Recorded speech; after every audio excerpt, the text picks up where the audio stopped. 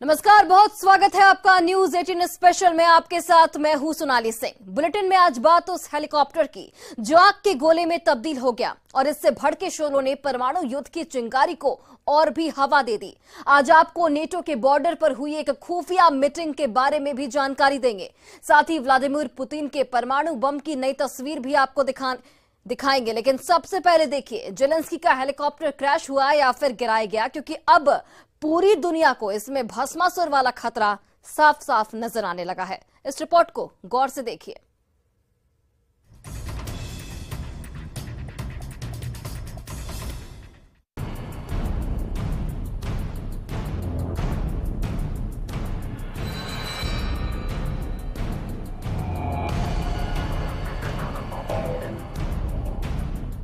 Kyiv के करीब ये आग देखिए, हर तरफ तबाही ही तबाही।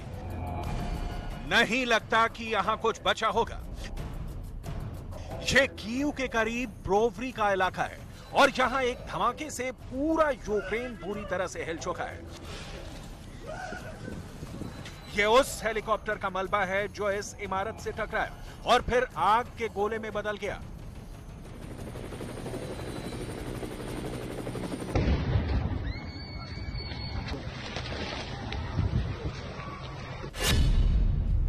इस धमाके में ज़ेलेंस्की का राइट हैंड माने जाने वाले यूक्रेन के गृह मंत्री डेनिस मोनास्टेस्की भी मारे गए।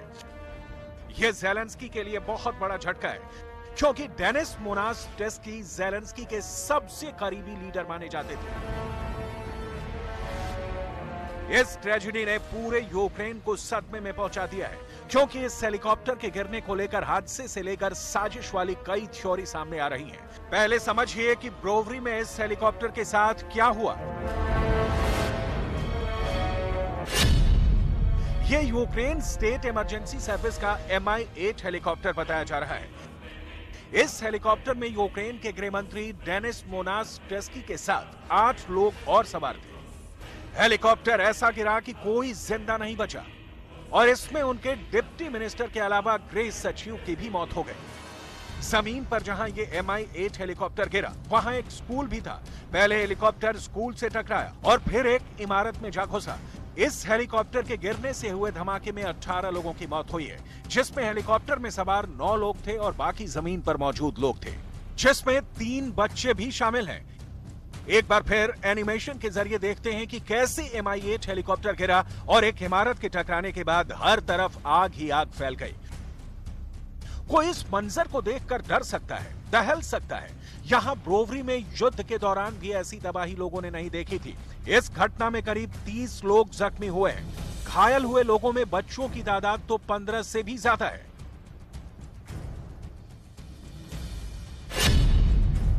क्या यह हादसा था?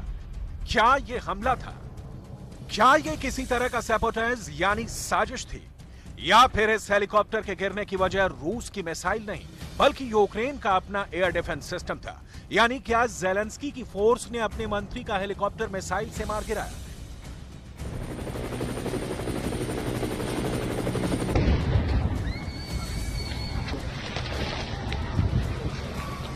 Треба сказати, що зарано робити висновки, зараз вже розпочато кримінальне провадження, і слідчі служби безпеки України, Національної поліції, ДБР зараз будуть працювати. Одне можу вам сказати, що дуже буде великий об'єм слідчих дій, щоб з'ясувати всі обставини. हेलीकॉप्टर गिरा या गिराया गया, या फिर ये अपनों की गलती का शिकार बन गया? इसकी पूरी इन्वेस्टिगेशन इस रिपोर्ट में करने से पहले ज़ेलेंस्की को हुए नुकसान के बारे में जान लीजिए। 42 वर्ष के डेनिस मोनास्टेस्की वो शख्स थे जो ज़ेलेंस्की के कैबिनेट में सबसे खास माने जाते थे। युद्ध की शुरुआत के बाद से ही वो पूरे देश को अपडेट करने वाली टीम को लीड कर रहे थे। इसलिए युद्ध शुरू होने के बाद से ये ज़ेलेंस्की का सबसे बड़ा नुकसान है। यूक्रेन ने इस युद्ध में इससे बड़ी हस्ती अभी तक नहीं खोई थी।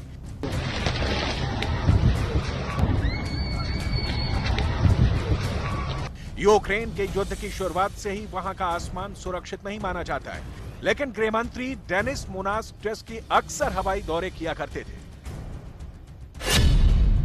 बताया जा रहा है कि गृह मंत्री डेनिस मोनास्टेस्की का हेलीकॉप्टर जिस रूट के ऊपर से गुजर रहा था वो युद्ध में एयर डिफेंस जोन के लिहाज से एक बड़ा हॉटस्पॉट माना जाता है।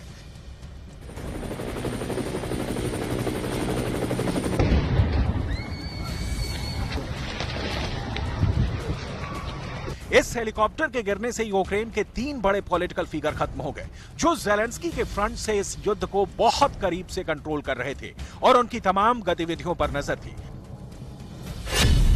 पहले थे गृह मंत्री डेनिस मोनास्टेस्की, दूसरे थे येवहेन यानिन जो उनके डिप्टी मिनिस्टर थे। विदेश में यूक्रेन का रुख रखने की इनकी सबसे बड़ी भूमिका रही है, जबकि यूरिली लोब्कोविच गृह सचिव थे, जिनके पास गृह मंत्रालय की बड़ी जिम्मेदारी थी। एक बार फिर लौटते हैं इस हेलीकॉप्टर क्रैश के इन्वेस्टिगेशन को लेकर 5 बड़े सवालों पर, जिसका जवाब जेलेंस्की भी चाहते हैं, जिन पर पुतिन की भी नजर है और नाटो के अलावा अमेरिका भी जानना चाहता है कि आखिर ब्रोवरी में हुआ क्या। सवाल नंबर 1, क्या यह हादसा था? सवाल नंबर 2, क्या हेलीकॉप्टर पर हमला किया गया? सवाल नंबर 3, क्या यह बड़ी साजिश का हिस्सा था? सवाल नंबर 4, क्या हेलीकॉप्टर मिसाइल से गिराया गया? सवाल नंबर 5, अगर मिसाइल से अटैक हुआ तो एयर डिफेंस सिस्टम यूक्रेन का था या फिर रूस का? ये सवाल इसलिए क्योंकि यूक्रेन के आसमान में इस वक्त मिसाइल ही मिसाइल तैर रही है। यूक्रेन का आसमान रॉकेट और गोलों की तबाही वाली उड़ान देख रहा है। यूक्रेन के आसमान में दुश्मन कौन है और दोस्त कौन, इसका अंदाजा खुद जेलेंस्की और पुतिन को भी ठीक ठाक नहीं है। इसके लिए आप यूक्रेन की स्टेट इमरजेंसी सर्विस के बारे में जान लीजिए, जिसके पास 2 हेलीकॉप्टर हैं और अक्सर इसका इस्तेमाल वॉर जोन में जाने के लिए किया जाता रहा है।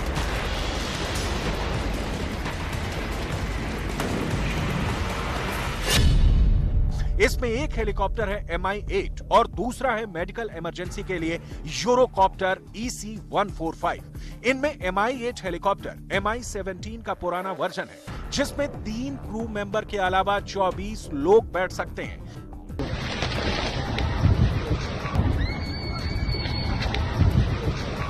जिस वक्त यह हेलीकॉप्टर ब्रोवरी में गिरा, तब इसमें 9 लोग सवार थे और वो सभी के सभी इस घटना में मारे गए हैं। अब इसके पीछे की क्या वजह हो सकती है, जो छुपाने की भी कोशिश की जाएगी और मुमकिन है दुनिया के सामने इल्जाम से भरी एक नई थ्योरी पेश भी की जाए।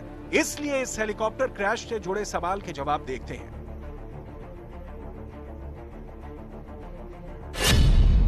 पहला सवाल, क्या यह हादसा था? तो यह मुमकिन है, लेकिन इसके लिए ब्लैक बॉक्स यानी फ्लाइट डेटा रिकॉर्डर की जांच करनी होगी।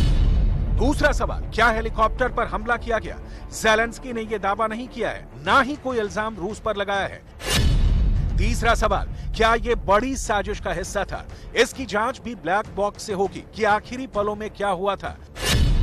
चौथा सवाल, क्या हेलीकॉप्टर मिसाइल से गिराया गया? अभी तक किसी भी ग्राउंड फायर या मिसाइल टकराने की रिपोर्ट नहीं मिली है। पांचवा सवाल, अगर मिसाइल से अटैक हुआ तो एयर डिफेंस सिस्टम यूक्रेन का था या फिर रूस का? यह बहुत ही अहम सवाल है, क्योंकि जेलेंस्की की फौज पहले ऐसी गलती कर चुकी है। आपको याद होगा कि जेलेंस्की ने इल्जाम लगाया था कि पोलैंड में गिरी मिसाइल रूस की थी, लेकिन बाद में जेलेंस्की पूरी तरह एक्सपोज हो गए थे। उनके इल्जाम को खारिज करने वालों में खुद बाइडेन भी शामिल थे।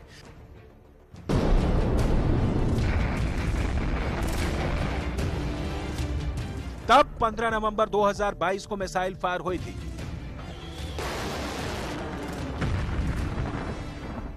टारगेट पर क्या था, दुनिया अनजान थी। और फिर क्या हुआ, एक बड़ा धमाका।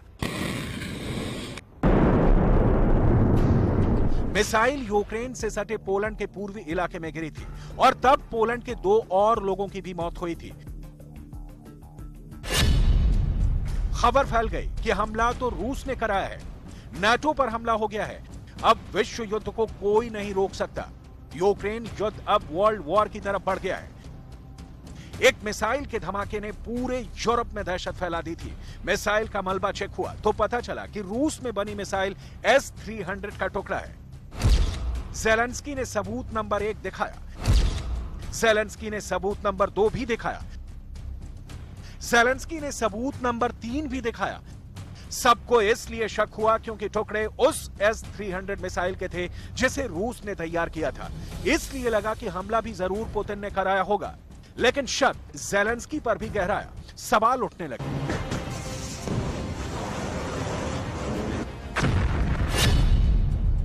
कि इसमें कितना सच है, कितना झूठ है, इसमें कितना बड़ा प्रोपेगेंडा और कितनी बड़ी साजिश है। जेलेंस्की ने तब जो दावा किया था उसे गौर से देखिए। Польща, держави Балтії – це питання часу, коли б російський терор пішов далі. Треба поставити на місце терориста. Чим довше Росія відчуває безкарність, тим більше буде загроз для усіх, кого можуть досягнути російські ракети. ज़ेलेंस्की ने सीधा रूस पर हमले का इल्जाम लगाया और फिर रूस ने सीधे सीधे इनकार कर दिया। लेकिन पोलैंड पर मिसाइल हमला गंभीर था। पोलैंड नाटो का सदस्य है और पोलैंड पर हमले का मतलब है नाटो पर हमला, अमेरिका पर हमला, ब्रिटेन पर हमला, जर्मनी पर हमला, और इसका जवाब रूस को मिला। तो समझ लीजिए कि वर्ल्ड वॉर शुरू। सवाल है कि क्या ज़ेलेंस्की यही चाहते थे, क्योंकि उन्होंने पूरी जांच होने से पहले कैसे रूस पर सीधा इल्जाम लगा दिया। लेकिन इसके बाद बाइडेन ने एक लाइन में ही ज़ेलेंस्की को एक्सपोज कर दिया। There is preliminary information that suggests that. I don't want to say that till we completely investigate, but it is. It's unlikely in the minds of the trajectory that it was fired from Russia, but we'll see. It's unlikely, sir. Mr. President, has Poland suggested invoking Article 4 or 5 from NATO, sir? Down in front, guys. Down in front. Probably have a meeting of the. Biden ने एक तरह से Putin को clean chit दी थी, यानी Biden इस missile हमले को लेकर ज़ेलेंस्की के साथ नहीं बल्कि पुतिन के साथ खड़े हुए नजर आए। ज़ेलेंस्की तब इसलिए एक्सपोज हुए थे क्योंकि जिस मिसाइल की रेंज 150 किलोमीटर है वो डॉनबास से उड़कर 1000 किलोमीटर दूर पोलैंड में कैसे पहुंच सकती है। S-300 वैसे भी एयर डिफेंस मिसाइल है जिसे हवाई टारगेट के खिलाफ इस्तेमाल किया जाता है। यहीं ज़ेलेंस्की की थ्योरी फेल हो गई। उनका आरोप सिर्फ एजेंडा साबित हुआ, जिसे बाइडेन ने भी खारिज कर दिया। На Украине очень много людей, которые понимают, что происходит, и дают правильную оценку. Особенно после того, что современные властители Украины начали творить и с гражданским населением, с созданием так называемых заградотрядов. इसलिए ब्रोवरी में जो हेलीकॉप्टर गिरा, अगर उस पर मिसाइल से हमला हुआ है तो इसके पीछे भी ज़ेलेंस्की का एयर डिफेंस हो सकता है। यूक्रेन के 3 एयर डिफेंस सिस्टम देखिए जो कीव के आसपास ही तैनात है। पहला है स्टिंगर सिस्टम जो अमेरिका से मिला है, दूसरा है स्ट्रेला और तीसरा है सोवियत दौर का S-300 एयर डिफेंस सिस्टम। इसलिए ज़ेलेंस्की के सबसे खास मंत्री का हेलीकॉप्टर क्रैश हुआ या उस पर अटैक हुआ, साजिश के तमाम पहलुओं को बहुत तकनीकी जांच के साथ समझना चाहिए, क्योंकि युद्ध को अब 1 साल होने को है और पुतिन के साथ साथ ज़ेलेंस्की भी बहुत बेसब्र हो चुके हैं।